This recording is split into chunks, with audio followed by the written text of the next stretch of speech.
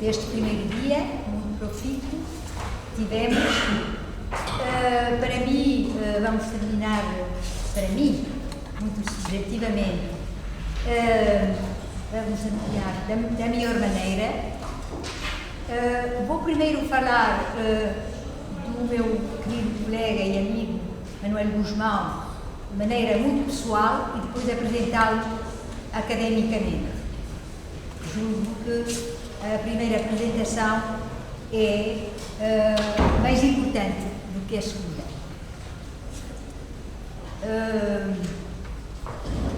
O professor Manuel Guzmão foi e é meu colega e amigo nesta faculdade há já muitos anos, já não sei quantos. Aprendi a conhecê-lo quando, tendo acabado a minha tese de doutoramento em literatura francesa, passei de um departamento da faculdade para outro departamento. Passei do departamento de linguística, onde era leitora de francês, para o departamento de literaturas românicas. E nunca fui aluna de Manuel Guzmão, mas é como se o tivesse sido, porque aprendi muita coisa frequentando e lendo Manuel Guzmão. E lendo, nomeadamente, os programas de literatura, e mais especialmente de literatura francesa, que ele apresentava. Às vezes, era eu a coordenadora desses programas e era sempre, ou quase sempre, o programa dele, em literatura francesa, dedicado à poesia, ao ensino da poesia. E isto faz a ligação com a comunicação que tivemos, a última comunicação que tivemos há um bocadinho, sobre o ensino de uma certa, a educação poética dos alunos. Portanto, acho que antes de mais, e é isso que eu aprendi com o meu colega Manuel Guzmão, antes de mais, o ensino é o ensino poético, porque se tem que ensinar o aluno a ser criativo, não é? A ser artista e, num sentido etimológico grego da palavra, a ser criativo, a ser criador. Manuel Guzmão é professor catedrático desta faculdade. Ele é membro do Centro de Estudos, membro fundador, com Helena Buesco e comigo mesmo e outros colegas, do Centro de Estudos Comparatistas da Faculdade de Letras. Ele é, para além de mais, poeta, escritor, poeta, crítico literário, ensaísta, interessou-se pelas relações entre as artes e é esse título que ele mereceu da parte dos estudos que eu dirijo no Centro de Estudos Comparatistas, os estudos interartes, o projeto Sinestesia, um livro que o Centro lhe dedicou, que co-dirigi com a professora Helena Buesco, onde alguns presentes participaram, no qual alguns presentes participaram, que esse título foi, portanto, editado pelas edições Caminho, que é Poesia e Arte, a arte da poesia. O livro, depois, infelizmente, não foi vendido e depois a editora mandou a alguns de nós alguns exemplares e pronto, foi assim que acabou esse grande projeto, o que é tem. Portanto, a obra poética de Manuel Gusmão é indiscutível e o número de ensaios, o número de prémios também que ele recebeu é também imenso. E queria salientar também que ele fez o libreto, que foi reeditado, Os Dias Levantados, de uma ópera dedicada precisamente à Revolução de Abril. E o meu colega pediu-me para ler a conferência dele. Depois da conferência, Manuel Gusmão aceitaria algumas perguntas ou algumas intervenções fossem breves. Vou tentar ler o melhor possível o texto de Manuel Gusmão, que levou, em relação ao programa, um ligeiro acrescento. Mário Dionísio e a arte de inventar a mudança do mundo. A parte introdutória de A Paleta e o Mundo, intitulada Expressão e Compreensão, procura determinar o fazer que constitui a obra de arte. Os objetos principais de tal investigação são o trabalho humano e a sua especificidade, a estrutura.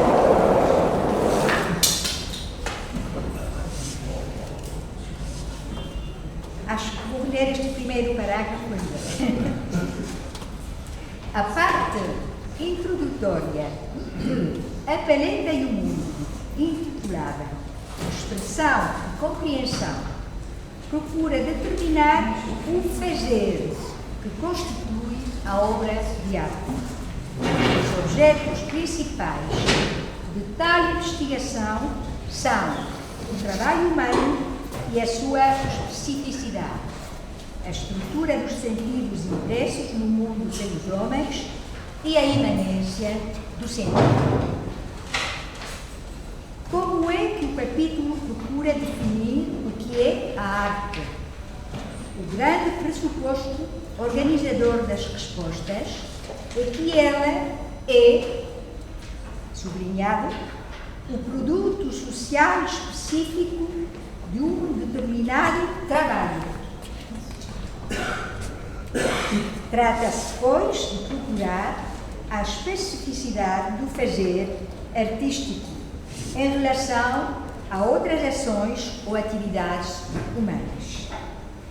Uma obra de arte está, pois, desde sempre mergulhada na complexidade concreta da vida social. Não é, contudo, redutível às suas condições sociais e históricas de produção. Uma obra de arte e o fazer que a faz são, evidentemente, históricos, mas esta consideração pode ser equívoca e dar margem a reduzir a obra a um documento de algo que está por trás dela e se projeta nela. A busca da especificidade da obra de arte é a procura de um plano da sua compreensão enquanto arte. Uma das principais tarefas desta parte introdutória do ensaio de Mário Dionísio consiste na crítica de alguns dos principais equívocos ou reduções da obra de arte às suas condições de produção sociais e individuais, históricas, técnicas e ideológicas. Uma obra de arte não é o assunto, não é a intenção, não se encontra na vida pessoal do artista, não é a expressão de uma época, não vive fora do mundo, nem é o mundo. Feito o trabalho crítico de negação, funda-se o trabalho da afirmação no capítulo intitulado Um Mundo Dentro do Mundo. A obra de arte que escreverá Mário Dionísio é um mundo dentro do mundo 2. Qual a diferença e que relações se tecem entre este mundo 1 e o mundo 2? O mundo 1 é um objeto especificado por uma técnica, um sistema de símbolos que constitui um espaço-tempo habitado por uma população com determinadas formas de vida dadas e criadas.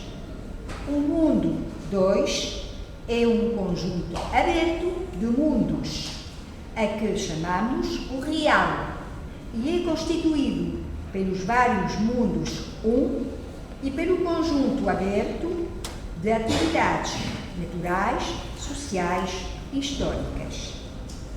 A pergunta sobre qual a relação entre estes dois tipos de mundo é acompanhada por uma rápida recapitulação de várias respostas que, ao longo da história das artes e das culturas artísticas, foram sendo dadas. No final deste capítulo, Mário Dionísio introduz a ideia de uma nova transformação que se encontra no cerne do gesto de criação ou produção artística. E cito: aceitar esta transformação radical como forçoso ponto de partida, compreender como os elementos naturais são utilizáveis, combináveis num sentido diferente do que tinham na natureza, transfiguráveis a ponto de criarem um mundo próprio que permanece no mundo, sentir que a madeira da estátua já não é a madeira da árvore, eis um passo essencial no caminho da aproximação da arte. Passo, no entanto, curto e certamente pouco útil, se não pudéssemos compreender simultaneamente que tudo isto implica o nascimento de uma nova realidade, uma verdadeira recriação da realidade e que esta recriação se realiza em função da involuntária apreciação a que forçamos os outros homens, as paisagens, os sons, os mais simples objetos, logo que os olhamos, os tateamos, os ouvimos.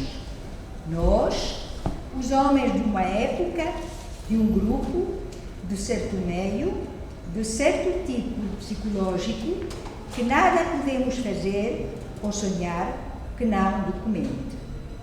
E que somos, no entanto, ricos bastante de imaginação e audácia e força criadora para produzirmos, com a própria realidade que criamos, uma nova realidade que a alarga e enriquece, uma ilusão que se transforma em vida, um mundo dentro do mundo.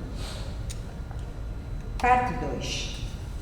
Nesta frase, um acontecimento entre tantos, no amplo quadro do trabalho humano, a que chama Mário Dionísio trabalho humano. A afirmação implica uma determinada concepção do que seja trabalho humano. Para respondermos a esta pergunta, temos que procurar os erros expressos no texto do seu pensamento, com um pensamento que concebe o trabalho humano como fator específico da humanidade do humano. Desde logo, o que no texto está claramente pressuposto é o entendimento antropológico do trabalho. António Pedro Pita apresentou recentemente o vínculo de Mário Dionísio ao texto de Marx, Manuscritos Econômico-Filosóficos de 1844. António Pedro Pita, A Arte ou o Mundo dentro do Mundo, e Mário Dionísio, o Neorrealismo e a Arte. Neste ensaio, esse vínculo marca-se desde o próprio título, onde todos os substantivos são citações do texto de A Paleta e o Mundo, onde Mário Dionísio lê de uma maneira altamente produtiva o ensaio de Marx. Entre as expressões e fragmentos do texto de Mário Dionísio, que leem o ensaio de Marx, contam-se, para além dos substantivos que já referi, um intenso jogo entre o duplo sentido da palavra sentidos nas expressões 5 sentidos e a pluralidade dos sentidos num texto. É este duplo sentido que motiva, no texto de Marx, a riqueza da noção de arte e, designadamente, a riqueza do conteúdo antropológico. E a frase título do ensaio de António Pedro Pita parafraseia a frase com que Mário Dionísio sintetiza a via que a sua leitura abre no texto de Marx. António Pedro Pita elabora, aliás, nesse mesmo ensaio, uma hipótese iluminante da especificidade do neorrealismo português. E cito: o neorrealismo português, mais do que qualquer outra coisa, foi a suposição de que só o realismo era a posição estética adequada a uma posição filosófica marxista. António Pedro Pita considera como fundamentais, nas tentativas de uma estética marxista, as categorias de historicidade e de reflexo, para, no caso de Mário Dionísio, determinar uma prevalência da noção de historicidade. Entre as diferentes noções de trabalho que encontramos na obra de Marx, estamos aqui perto de uma noção equivalente à de poiesis, no grego antigo, e designadamente de Aristóteles. Aí, a poiesis corresponde também a uma faculdade antropológica e determina as formas da mimesis.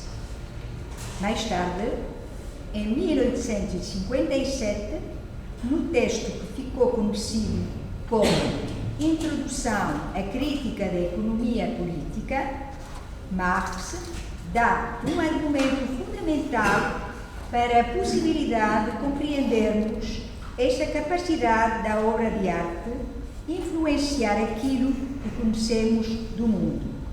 E cito: a produção não se limita a fornecer um objeto material à necessidade, fornece ainda uma necessidade ao objeto material, o objeto de arte, tal como qualquer outro produto, cria um público capaz de compreender a arte e de apreciar a beleza. Portanto, a produção não cria somente um objeto para o sujeito, mas também um sujeito para o objeto. Este projeto antropológico é portador de uma finalidade que Marx descreve como a completa emancipação de todo o sentido e qualidades humanas, tornada possível precisamente pelo facto, e passo a citar, pelo facto destes sentidos e qualidades se terem tornado humanos, tanto subjetiva como objetivamente. O olho tornou-se olho humano, tal como o seu objeto se tornou um objeto social, humano, proveniente do homem para o homem. Por isso, os sentidos tornaram-se teóricos imediatamente na sua prática. Comportam-se para com a coisa por causa da coisa, mas a própria coisa é um comportamento humano objetivo para consigo própria e para com o homem inversamente. Do mesmo modo, os sentidos e o espírito do outro homem tornaram-se minha apropriação própria. Por isso, além destes órgãos imediatos, formam-se órgãos sociais, na forma da sociedade. Portanto, por exemplo, a atividade em imediata sociedade com outros, etc., tornou-se um órgão da minha exteriorização de vida e um modo de apropriação da vida humana. Compreende-se que o olho humano frua de modo diferente do olho rude, inumano. O ouvido humano, diferentemente do ouvido rude, etc. Vimos o homem só não se perde no seu objeto se este se tornar para ele objeto humano ou homem objetivo. Não só no pensar, mas com todos os sentidos se afirma, portanto, o homem no mundo objetivo. Fim de citação. Esta dimensão da arte, como projeto antropológico, radica na possibilidade de dizer que,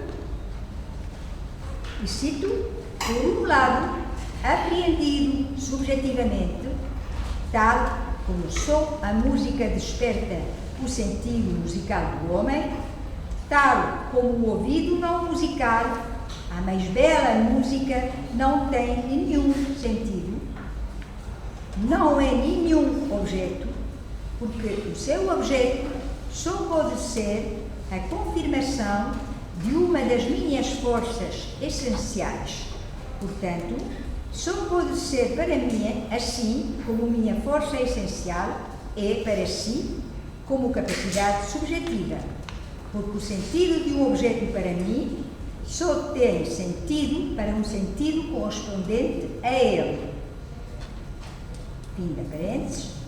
Vai precisamente, porque o sentido de um objeto para mim vai precisamente tão longe quanto vai o meu sentido, pelo que os sentidos do homem social são outros sentidos que não os do não social. Somente pela riqueza objetivamente desdobrada da essência humana é, em parte produzida, em parte desenvolvida, a riqueza da sensibilidade humana subjetiva.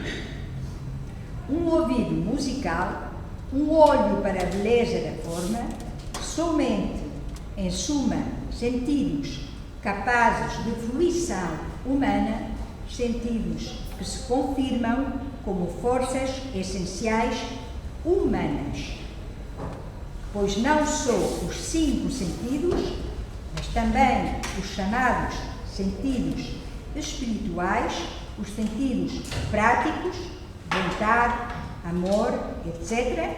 Numa palavra, o sentido humano, a humanidade dos sentidos, apenas advém pela existência do seu objeto, pela natureza humanizada. A formação dos 5 sentidos é um trabalho de toda a história do mundo até hoje. No capítulo intitulado A Ciência contra a Arte, Mário Dionísio procura uma distinção difícil entre arte e conhecimento, que podemos relacionar com a prevalência da historicidade sobre o reflexo.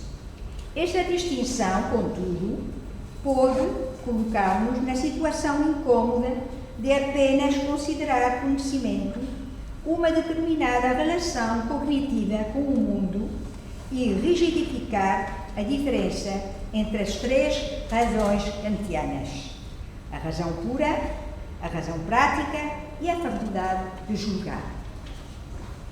Na página 61 deste capítulo, cito: a arte, embora condicionada por conhecimentos, não é conhecimento, mas conduz-nos a um conhecimento. Embora condicionada por ideias, não exprime ideias, mas conduz-nos a ideias. Embora condicionada por ações, não indica esquemas de ação, mas conduz-nos à ação. O caminho alternativo a seguir parece-me antes ser o da admissão de que há vários modos e tipos de conhecimento humano. Não sendo assim, o processo que acima referi de rigidificação será imparável e a ciência ou o saber científico exercerão inevitavelmente um papel homogeneizador da cognição, sob a tutela de uma razão lógica. Pelo contrário, a razão dialógica está inevitavelmente convocada sempre que é a questão da arte que se levanta no horizonte do meu trabalho. Então, o que o meu trabalho capta desse horizonte, no espaço entre o grito e o silêncio, a ausência de cor ou a mistura de todas elas, o movimento em voo ou a queda, a cintilação da luz ou a névoa pesada, é uma espécie de imitação daquele próprio diálogo que atinge Marx nas notas sobre James Mill. Admitamos que produzimos enquanto humanos.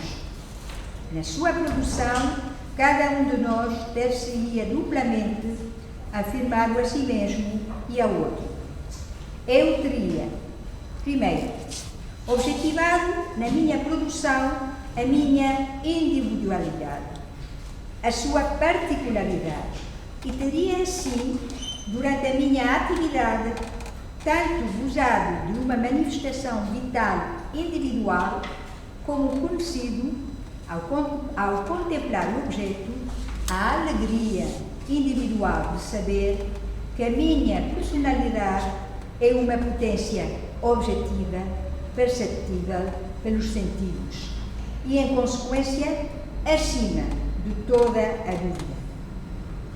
Segundo, no teu gozo ou no teu uso do meu produto, eu gozaria diretamente da consciência, ao mesmo tempo de ter satisfeito no meu trabalho uma necessidade humana e de ter objetivado a essência do homem e, logo, de ter proporcionado o objeto que convinha às necessidades de um outro ser humano. Terceiro, de ter sido para ti o termo intermédio entre ti e o gênero, de ser, pois, conhecido e sentido por ti como um complemento do teu próprio ser e uma parte necessária de ti mesmo. Logo, de saber confirmado tanto no teu pensamento quanto no teu amor. Quarto, de ter criado na manifestação individual da minha vida aquela manifestação da tua vida, de ter posto, confirmado e realizado diretamente na minha atividade individual a minha essência verdadeira, a minha essência humana.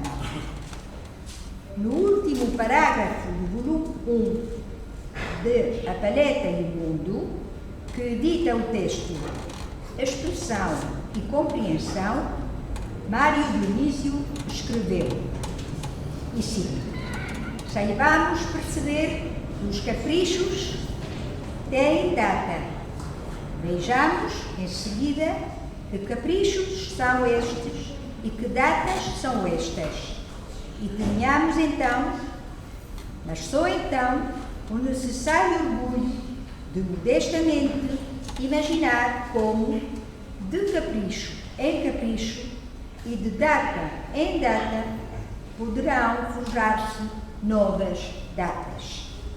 Tenho para mim que há laços indestrutíveis e impagáveis entre esta citação de Mário Dionísio e inapagáveis, desculpem, indestrutíveis e inapagáveis entre esta citação de Mário Dionísio e a de Marx, ou entre a mesma citação de Marx e o último parágrafo do último volume de A Paleta e o Mundo.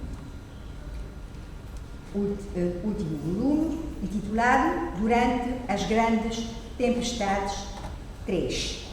E cito: o próprio exame leva a formulações de hipóteses e a tomar partido por alguma delas. Em toda a história da pintura se tomou partido. Tomar partido é próprio do homem. Que outra coisa fazemos enquanto escrevemos ou pintamos, enquanto pensamos, ouvimos, lemos, olhamos? Também na arte não há ação fecunda sem teoria que a inspire, nem teoria digna deste nome, que se não alicerce na própria ação. Uma teoria, porém, é sempre uma hipótese de caminho ou de caminhos. E é coisa estéril se não cremos nela com todo o nosso ardor. Mas, além do estéril, logo será nociva e inimiga, se nesse mesmo ardor indispensável perdemos a noção de que, ainda aí, onde tudo julgamos, é apenas de uma hipótese que se trata. Muito obrigada.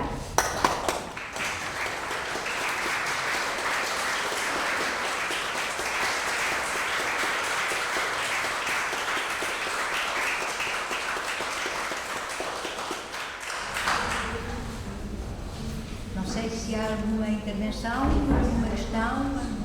Sim? Pedro? Eu gostava de perguntar em relação à palavra técnica, que parece que é muito importante na ordem do mundo, precisamente para sair do mundo, e uma das razões é para sair do impasse entre a intenção, a ideia de que a obra não é intenção, não é suficiente a intenção, nem sequer uma avaliação de cátedra, se quiseres, dos resultados. Ou seja, uma avaliação depois se a obra é justa, se é boa, se produz, que ação se produz, etc. E se a questão da técnica não será uma questão fundamental para o Mário Dionísio. E nesses capítulos da primeira parte, ele tem um capítulo que se chama mesmo Conteúdo e Forma, em que um capítulo duro de roer, muito teórico, e o capítulo a seguir, precisamente, chama-se Visita à Oficina, que acho muito curioso, que é como é que vamos ver então como é que trabalha o artista. E esta questão da produção parece que é uma saída muito importante para o Mário Dionísio para as oposições que ele considera falsas, que ele contradiz, que ele tenta. Bom, eu agradeci e a noção técnica aparece sobretudo para encontrar uma solução para um problema de maneira impossível. Ou seja, a técnica é aquilo que abre para a consideração do papel, por um lado imanente e por outro lado altamente produtivo do trabalho humano. E a técnica é aquilo que faz com que a arte seja independente de qualquer coisa. tudo quer de intenção. Percebeu, Manuel? Esta parte final não se percebeu, Roberto. Independente quer do assunto, quer da intenção. Não, a técnica é aquilo que faz com que a obra de arte se faz da intenção de volta. Pois, a intenção de ser apenas a produção de um assunto já dá, acho que sim. Aliás, estes primeiros capítulos, toda a aparência do mundo, a pessoa impressionante de modo desbravado, um saber em si do pé de mais sobre as técnicas de cada pessoa, ou de guarda, é que se refere.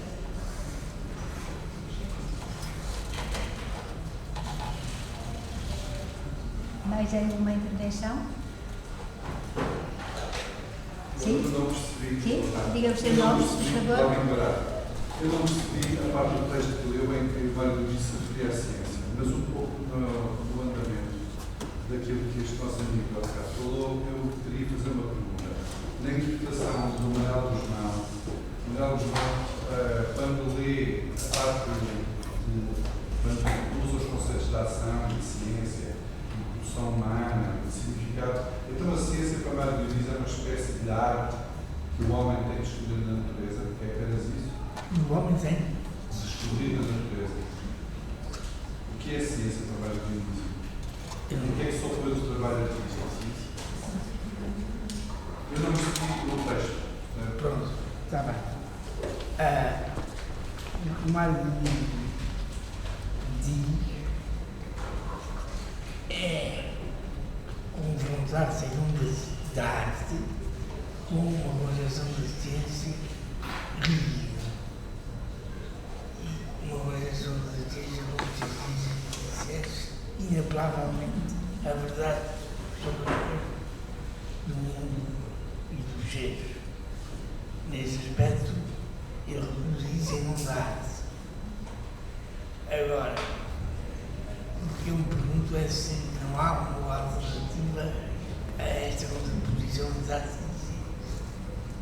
e ciência. E se essa alternativa não me leva a aceitar que a arte envolve um processo cognitivo e determinadas cognições. Isso é o que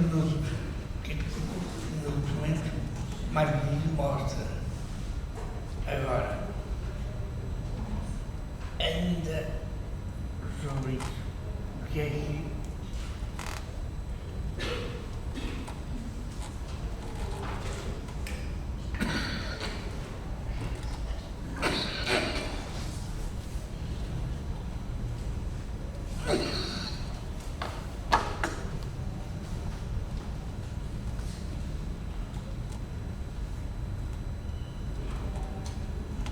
essa outra alternativa implica, por um lado, reconhecer o papel da técnica na própria arte, na própria construção artística.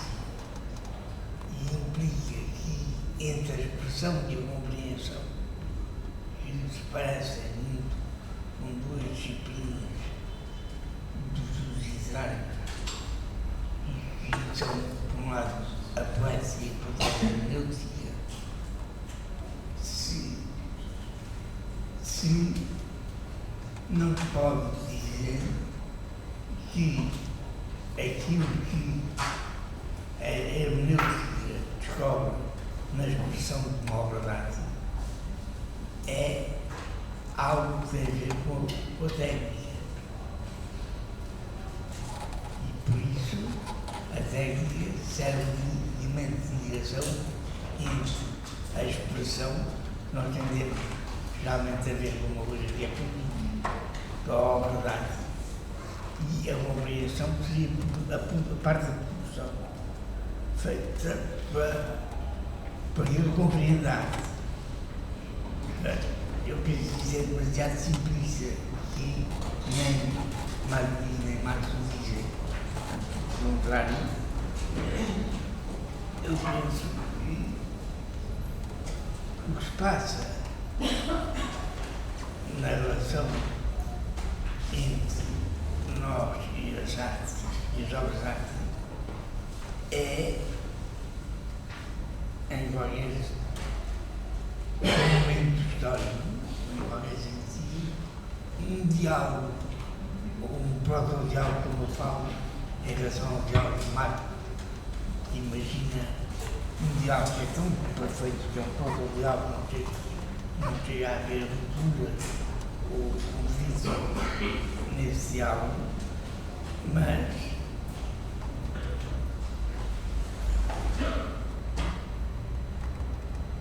não há esses conflitos,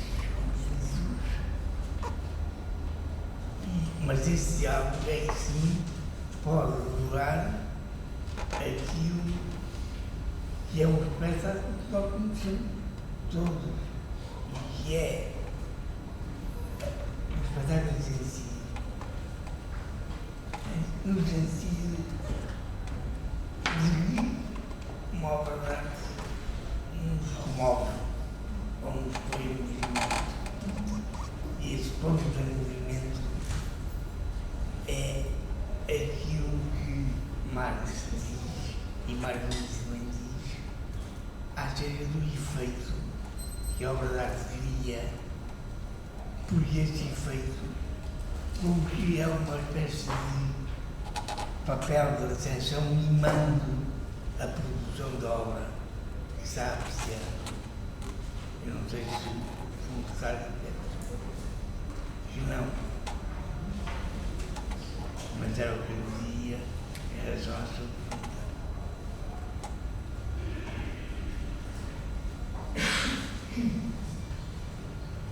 Posso? Sim? Fazer uma pergunta? Sim? Se não for. Qual é o seu nome? João Fagundes. Sim? Eu não percebi bem pela leitura. Sim. Quem é que estava a referir-se a uma suposta oposição entre reflexo e historicidade? Pronto, eu não percebi essa parte, mas eu queria fazer a pergunta se o Manuel Guzmão considera que o Mário Dionísio utiliza o conceito de reflexo como uma coisa morta, como uma coisa fisiológica, meramente de cópia, ou se ele trabalha o conceito de reflexo de uma maneira mais próxima do termo alemão que o Marx usa, que é hábil, vida respiro de teoria, não é? Que não tem a ver com essa cópia morta da fisiologia, mas que comporta também um lado ativo da parte do artista, ou se estivermos a falar em termos da ciência, do reflexo científico também. Eu não percebi bem na leitura qual é que era, quem é que utilizava essa oposição. Gostava que pudesse esclarecer. Ele está aqui presente, se não concordar comigo, dirá, é o Pedro Pita que fala, e que há em geral, quando as pessoas juntam para poder quem estabelece uma diferença entre a historicidade e o reflexo. No próprio marxista, e por isso há muita gente que diz que os italianos, por exemplo, fazem prevalecer a dialética ou a lógica dialética sobre o materialismo, e que os alemães fazem de outra maneira, que há mesmo, portanto, escolas nacionais de pensamento que enfatizam mais uma dimensão ou outra. Eu não creio que o Martin Lutero se possa dizer que ele está aqui a defender o reflexo como uma coisa morta. Eu penso que isso é um erro de leitura. Um erro de leitura se for afirmado como a afirmação de que esse erro tem no marxismo. Agora, eu penso também, por exemplo, que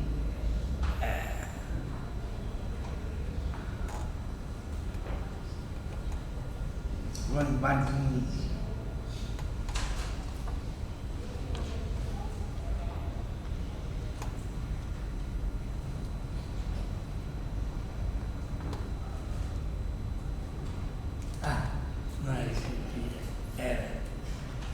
eu falo que António Pedro Pisa tentou dizer que não era bem aquilo que muitos pensávamos, era muito fundamental. A procura e a disputa sobre se havia ou não uma posição estática correspondente à filosofia marxista. Ele dizia que isso foi uma discussão a sério, tida entre os jornalistas. E, se calhar, houve alguns que pensaram que se havia uma posição estética mais conforme com a teoria marxista de para mim, por exemplo, não aceito. Eu creio que pode ser marxista e ter-se posições estéticas muito diferenciadas.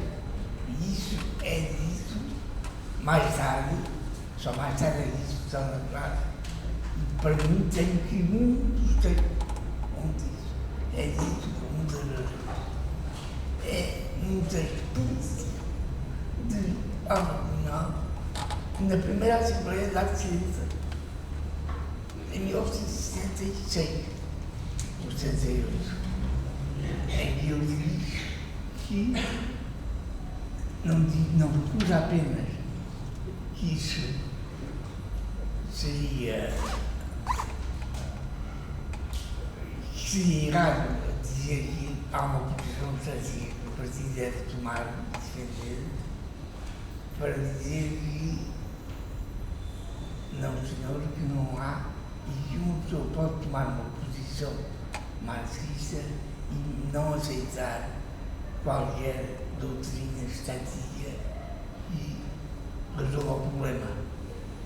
Resolva o problema por nós.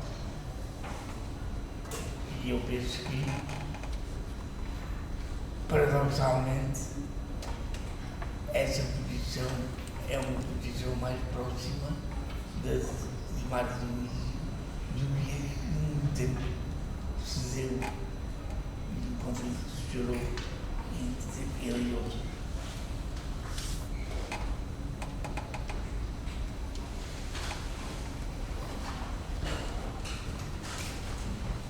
Pronto, não havendo mais perguntas, agradeço a vossa presença e aguardo amanhã no anfiteatro